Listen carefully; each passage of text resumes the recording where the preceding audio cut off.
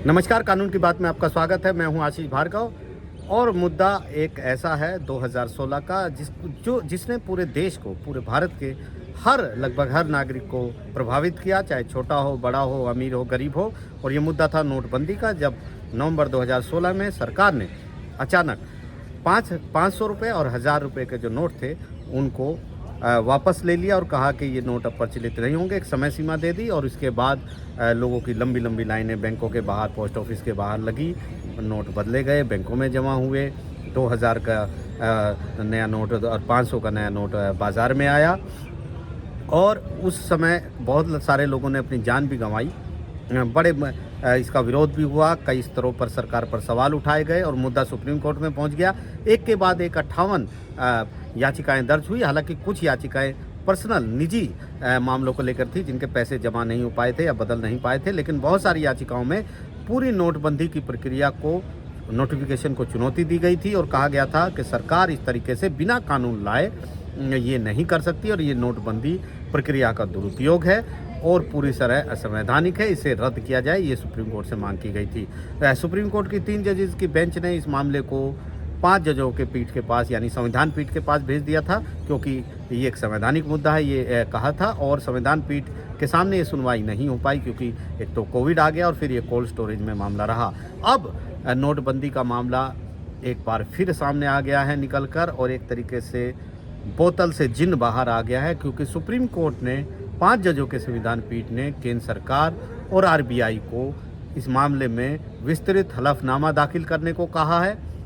और नोटबंदी से जुड़े जो पत्र केंद्र का आरबीआई को पत्र था, नोटिफिकेशन थे, वो तमाम फाइलें जो हैं वो तैयार रखने को कहा है। 9 नवंबर को एक अगली सुनवाई होगी और ये इसलिए महत्वपूर्ण है क्योंकि सुप्रीम कोर्ट का पहले ये रुख था कि अब नोटबंदी के मामला एक तरह का निष्प्रभावी हो चुका है, सब कुछ सेटल हो चुका है। अब इन याचिकाओं पर समय बर्बाद करने की कोई ज़रूरत नहीं है।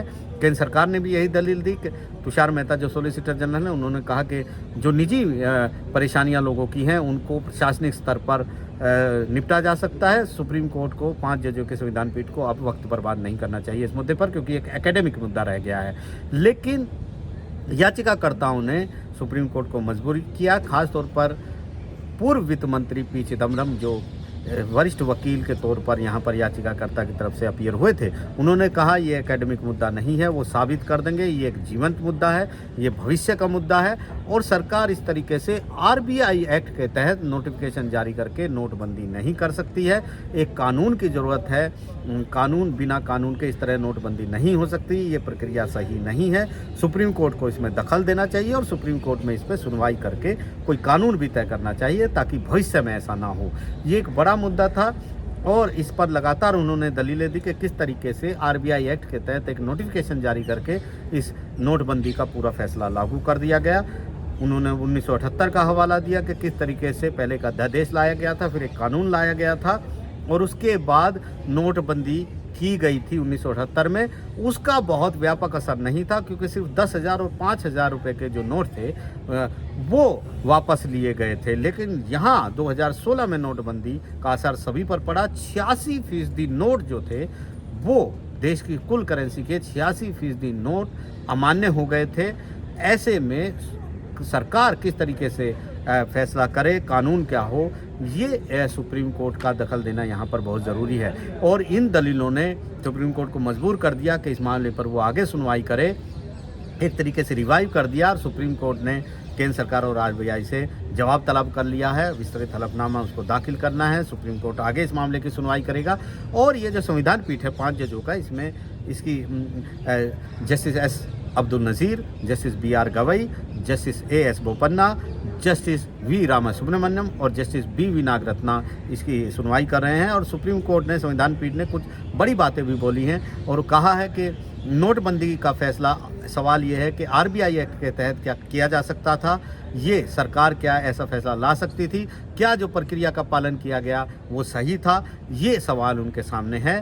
जस्टिस BV नागरत्ना ने ये भी कहा कि कोई ना कोई, जब संविधान पीठ को मामला भेजा गया है तो संविधान पीठ का ये कर्तव्य है कि वो कोई ना कोई जवाब ज़रूर दे और इसके साथ साथ भविष्य की पीढ़ियों के लिए कोई भी जवाब हो, कोई भी फैसला हो, कोई भी कानून बने, भविष्य की पीढ़ियों के लिए देना चाहिए।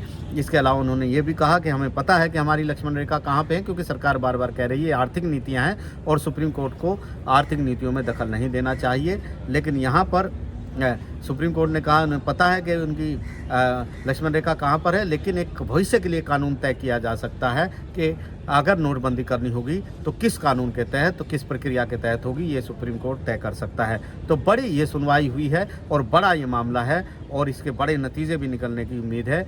नोटबंदी पर जब लग रहा था कि अब सुप्रीम कोर्ट इसे निष्प्रभावी मान रहा है, इस पर शायद आगे सुनवाई ना हो, लेकिन एक बड़ा कदम सुप्रीम कोर्ट ने, बड़ा दखल यहाँ पर दिया है और अब 9 नवंबर को एक अहम सुनवाई नोटबंदी को लेकर होगी और यहाँ पर केंद्र सरकार और आरबीआई की कठिन परीक्षा की घड़ी है।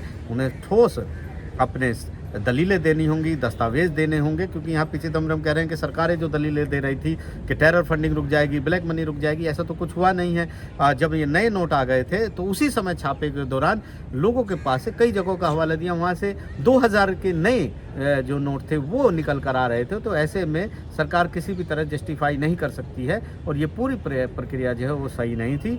और अब सुप्रीम कोर्ट इस मुद्दे पर आगे जब सुनवाई करेगा तो ये तय होगा कि आखिरकार सुप्रीम कोर्ट इस मुद्दे पर क्या सोचता है और सरकार, खासतौर पर केंद्र सरकार, मोदी सरकार, वो इस मुद्दे पर क्या जवाब और दलीलें सुप्रीम कोर्ट के सामने देते हैं। नई दिल्ली से आशीष भार्गव, NDTV इंडिया।